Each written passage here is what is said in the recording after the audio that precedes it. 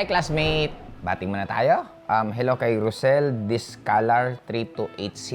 Hello po sa iyo. Hello din po kay Laughs TV 8067. Hello po sa iyo. And syempre, ito si Ash Barliso 3497 from Bicol. Hello po sa iyo. And actually, classmate, meron isang nag-comment. Nasa car industry ako, classmate, top seller ako sa amin. Normal lang po ba na parang minsan nawawalan ako ng gana maghanap ng client? Like, gusto ko na magpahinga muna or unwind. Salamat, classmate. Then actually, habang nabasa ko to, sabi ko, maganda tong gawing content. And first of all, normal po talaga din yan. Lalo na minsan, kung mas malaki pa po ang kinikita mo kaysa sa gastos mo, or medyo nakita mo na ang dami ng pera sa'yo, kaya na-feel natin na mag-relax or magpahinga. And this is very, very common sa majority ng tao. Kaya nga, di ba, laging tinuturo natin, if you really want na mas maging successful or yumaman, dapat yung tinatawag ng psychological wallet mo malaki. Kasi ang pinaka-common na psychological wallet ng tao, pag kumikita sila ng more than sa expenses na nila, nagpapahinga or nare-relax na sila. Kaya nga may isa din akong kaibigan sa networking nang lagi niyang sinasabi, ayaw niya nang nawawalan siya ng gastusin. Kasi pag nawawalan siya ng gastusin, nagre-relax talaga siya. Kaya laging gusto niya, meron siyang ginagastosan. Now, anyway, classmate, pag-usapan na lang natin is, eto kasing nafe-feel mo, minsan, it can leads na to burnout. Pwede yan magkaroon ng burnout. Kasi even ako, dinaanan ko rin to, classmate, dati. Kaya tuturuan ko kayo kung ano yung gagawin nyo the moment nagkakaroon kayo ng tinatawag na burnout. Okay, number one is you need to identify first kung ano talaga yung cause ng bakit nawawalan ka ng gana. Pwedeng nawawalan ka ba ng gana dahil sa, yun, katulad sa'yo sa nangyayari, wala ka nang kailangan patunayan kasi top seller ka. Malamang before, pinapangarap mo na ikaw yung maging pinakamalakas na magbenta sa inyo, and yet, nung nakuha mo na, dun ka na medyo na-relax. Or, baka yung savings mo, meron kang perang good for 1 year, kaya naiisip mo na kahit hindi ako makapagbenta, wala akong kikitain, pero kaya ko pa rin mag-survive, kaya nare-relax ka. Or baka hindi ka na talaga masaya sa ginagawa mo. Kaya this is number one, classmate, na we need to identify ano yung cause, bakit tayo nawawala ng gana, para at least alam natin kung ano ang gagawin. But, I could still remember, classmate, na sa akin, meron po akong moment na pag nawawalan ako ng gana, gumawa ng vlogs, or mag-network, or magtrabaho, and ina-analyze ko, ano bang kinain ko for this past few days, nag-e-exercise ba ako for this past few days, kasi malaki po ang factor ng mga kinakain natin sa decision makings natin, at malaki din po ang factor ng pangangatawan natin sa mga nagiging final na pakiramdam po natin. Kaya sa akin, ina-aware ko rin sarili ko regarding dyan na, teka lang, tama ba talaga itong nararamdaman ko or baka pansamantala lang to? Kaya yun muna, i-identify natin, classmates. That's the number one. Number two is, we could take a break. Pag feeling mo punong-puno ka na sagad ka na, magrelasyon man to, mag-career man to, pareho lang naman gagawin mo, is take a vacation. Pinakamaganda po natin yan na gagawin is mag-touch ka muna sa tinatawag na social media, kasi nakakadagdag po talaga siya sa stress sa buhay natin, especially ang daming nangyayari, at pinaka-worst, hindi na po natatapos yung kaka-scroll natin sa social media. Kaya pwede mong gawin, magkaroon ka ng detox sa social media, or pwede ka pong magbakasyon. Punta ka muna sa lugar na gustong-gusto mo, yung matagal mo na pinagpaplano, huwag mong masyadong tipirin ng sarili mo. I-enjoy mo yan na pagbabakasyon mo, kasi baka dyan makatulong na mas makapag-isip-isip ka ng maayos kung ano talaga yung gusto mong gagawin sa buhay, or ano yung next level na dapat mo gagawin. Number 3 naman, i-assess mo ano ba talaga ang pinaka-priority mo, classmate. Kasi ako, since sabi ko nga lagi, high school pa lang ako, isa lang ang goal ko, gusto ko talagang yumaman. Kaya that time, lahat ng pwedeng pagkakitaan ginagawa ko. Would you imagine, classmate, na naranasan ko po magbenta ng yung pang-demo ng sabon sa mga water refilling station, kasi di ba may mga salamin sila, doon nagkukuskus mismo ako, dinidemo ko sa kanila. Naranasan ko po magbilbil. Ibig sabihin, may isa kasing product kami dati sa networking na pangpaliit ng tiyan, kaya ginawa ko po yun. Pati pag facial, naglilinis ako ng mukha ng tao, mag-foot spa, dinaan ko yun lahat. And I really don't care kung anong sasabihin ng ibang tao, kasi isa lang naman ang goal ko. Ang goal ko, yumaman. In short, lahat ng pwedeng pagkakitaan, i-grab ko as long as na legal naman siya. Kaya namasada ako ng jeep, nagpapautang ako that time, nag-burn ako ng CD, gumagawa ako ng project minsan ng classmate ko. Ang dami kong ginagawa that time. Kaya lang, nung dun sa pagpapautang, na-realize ko na parang ayoko ng ganitong klaseng industriya. Kasi dumadami kaaway ko eh. May mga times kasing tinataguan ka na ng may mga utang sa'yo at minsan pinapabalik-balik ka para pumunta ka lang sa lugar nila and end of the day, hindi na naman magbabayad. Kaya sabi ko parang ayoko ng ganitong industriya. Kaya nung nakita ko actually ang network marketing, sabi ko swak na swak to sa personality ko kasi I really love to travel. Gusto ko nakakarating ako ng iba't ibang lugar. Gusto ko marami akong taong nakakausap, nakikilala. And syempre gusto ko talagang yumaman. Ang good thing about sa network marketing, since sales po siya, unlimited po ang kita. Depende na lang kung gaano ka magsisipag. Basta magsisipag ka ng sobra, malaki kikitain mo. Kaya ayaw ko naman, classmate, before maging empleyado, kasi nga, kahit anong tumbling mo, kung ano yung fixed na sweldo mo, yun lang talagang ibibigay sa'yo. Ibig sabihin, sabi ko, hindi dito lalabas ang potential ko kasi pareho lang naman ang kikitain ko. Magsipag ako, hindi. Galingan ko, hindi. Pareho pa rin. Kaya nung nakita ko po ang network marketing, sabi ko, eto yung gusto kong klaseng industry ang gagawin ko sa buhay ko. At sa ating number 4, yun na classmate, yung mag-seek ka ng mentor. Kasi ako, 2012, dumaan din po ako sa halos burnout stage. Kasi na-realize ko to kasi nung 2012, nag-vegan po ako, naging vegetarian ako. Tapos dumating pa po sa point na parang ayaw kong pumatay ng hayop. Ultimo insekto, lamok nga. Kinakagat ako ng lamok, hinahayaan ko lang siya. Sabi ko, may buhay din to, hindi ko to dapat patayin. Then nawalan din ako ng vision noon, hindi na ako umiinom. Tapos that time, biglang parang nawalan ako ng craving sa material na gusto ko nang ibenta lahat ng sasakyan ko. Tapos, gusto kong umuwi na lang ng Bicol kasi that time, taga Manila po ako. Sabi ko, Bicol na lang ako ulit titira. Mamamasada na lang ako tuwing gabi. Tapos sabi ko, kahit kumita na lang ako ng 100, 200,000 a month, sabi ko, ang hirap na nun ubusin, lalo pag sa probinsya ka. And lalo wala ka nang gastusin kasi hindi ka naman nag-iikot. Kaya that time, sabi ko, dumating na ako sa point na gusto ko nang gawin yon. Then, syempre, I always ask. Kaya napaka-importante na marami kang mga mentors or upline or ito yung mga taong tinitingala mo kasi may pwede kang hingian ng advice. Kasi, always remember this, classmate, minsan ang emotion natin unstable din. Ngayon, kaya nga di ba parang basketball, bakit may coach? Bakit si Manny Pacquiao meron siyang Freddie Roach? Bakit si Jordan meron siyang Phil Jackson?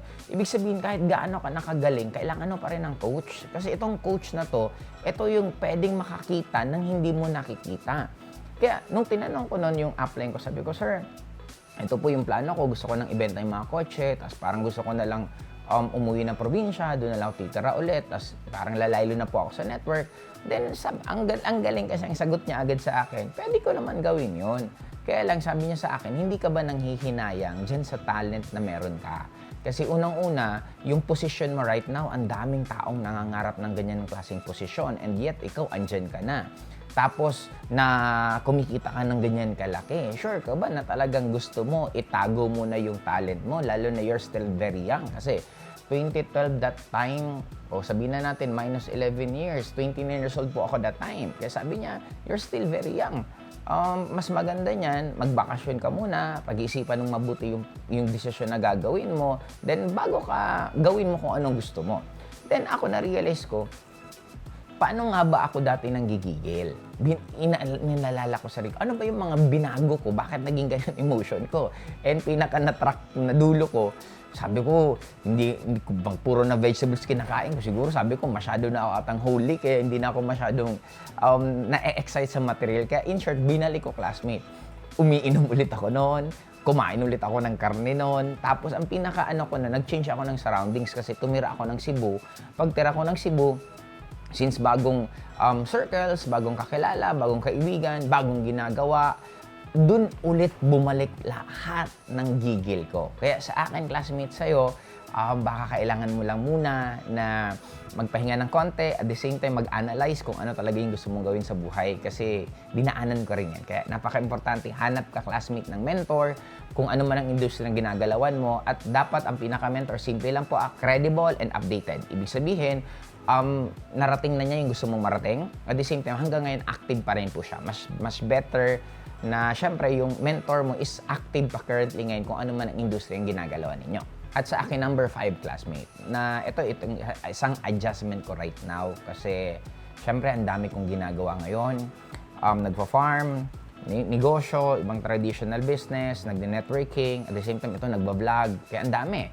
Then, ang gawin mo, classmate, para hindi ka ma-exhaust ng sobra, magkaroon ka ng scheduling kung sino ka per day. Kung pwedeng per day ba or per half day. Ibig sabihin, katulad sa akin, example, Monday, magiging vlogger ako. Tuesday, magiging upline ako, magiging networker ako. Wednesday, magiging negosyante ako. Bahala ka na kung paano mo ilalagay yan. Kasi di ba marami tayong role. Pwede kang maging tatay, nanay, anak, kapatid, girlfriend, negosyante. Ang dami natin role. At minsan, nasobrahan tayong na papagod kasi hindi na natin na-identify sarili natin kung kailan tayo magkakaroon ng post. Katulad sa akin minsan, lalo na po sa networking, ang work po talaga namin is 24 hours na minsan madaling araw may magte-text na downline, may mga concern, bla bla bla, ganito. And syempre, kailangan mo yun asikasuhin. Kaya sa akin right now, nafe-feel ko rin yan na parang na-overload ako. Kaya ang ginagawa ko right now, may certain araw kung ano magiging ako. At least mas nai-enjoy ko. Kaya minsan na-excite ako, bukas magiging vlogger ako, ganito, ganito. Bukas naman, magiging upline ako, magiging networker ako. Kaya yun ang gawin mo na magkaroon ka ng mga schedules kung ano yung mga dapat mong role sa certain na oras na yon. At syempre, classmate number 6, self-care. Don't ever prioritize other people more than yourself. Especially katulad sa mga kapatid po natin na OFW na may mga namimit ako dati sa Hong Kong, sa ibang bansa na if I'm asking them, sabi ko, nakapunta na ba kayo ng Disneyland? Sabi nila, hindi pa eh. 10 years na nga ako dito sa Hong Kong, hindi pa ako nakakapunta. Sabi ko, ba't hindi po kayo pumupunta? Sabi ko, that time, mga 3,000, 4,000 lang naman. Sabi nila, sayang eh. Yung ipupunta namin dyan sa Disneyland na yan, itatago na lang namin, papadala na lang namin sa Pilipinas. Now, ano ang point ko? If kayo po ang nagpapagod ng perang kinikita nyo, mas maganda po, i-enjoy nyo rin. You deserve it. Deserve mo magpa-spa, deserve mo magpaganda ng sarili, magpa-rebond, mag-date mo sarili mo, mamasyal, deserve mo yan. Huwag na huwag mong titipirin ng sarili mo kasi yan ang pinakakakampi mo. Ito, sasabihin ko sa'yo, puro ka iniisip mo ibang tao, paano pag bumigay katawan mo? Paano pag bumigay yung emotion mo? O lalong hindi makakatulong sa mga mahal mo sa buhay. Kaya you should learn to take good care of yourself para mas makatulong ka palalo sa mga umaasa din po sa'yo. Kaya take care of yourself, okay? Number 7. Ito, natutunan ko naman po to sa Atomic Habits kay James Clear na sandwich method. Ibig sabihin po nito, you develop new skills or new experience. Kasi pag may ginagawa po tayong matagal na natin ginagawa, mawawalan ka talaga ng excitement. Ako, natatawa kami kasi sa bahay po namin sa Bicol. Hindi ko alam kung anong trip nila. May nagluluto po ng adobo. Ang luto po nila ng adobo siguro mga 4 to 5 times a week.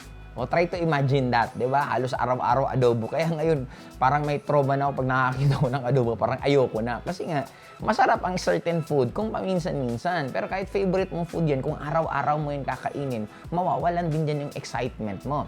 Ganon din po sa trabaho. Kung matagal ka na sa ginagawa mo, common na nawawalan ka ng gana, common na parang ginagawa mo lang siya kasi kailangan gawin. Yung excitement mo before, nung nagsisimula ka, mawawala po talaga yan. Pero pwede yan ma-hack. Paano? Ito yung trabaho mo, ito yung dapat mong gagawin. Maghanap ka ng ibang bagay na magpapa-excite sa'yo. Pwede ka magmotor, pwede kang mamasyal, pwede ka mag-aral ng cross-stitch, pwede ka mag-aral ng vlogging, kahit anong gagawin mo. Kasi anything na bagong ginagawa natin, normal ang excitement natin mataas at napakasaya natin at kinikilig tayo pag ginagawa natin yan. In short, ito yung dapat mong gawin.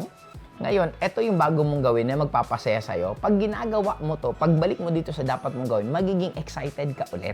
And ako, nung before ko nabasa yung libro ni James Clear, hindi ko alam na tama pala ginagawa ko. Kasi, araw-araw kami dati pumupunta ng iba't ibang lugar. Morning, hapon, nag-network ako niyan. Prospecting, kausap sa mga downline, sa mga prospect, etc. etc.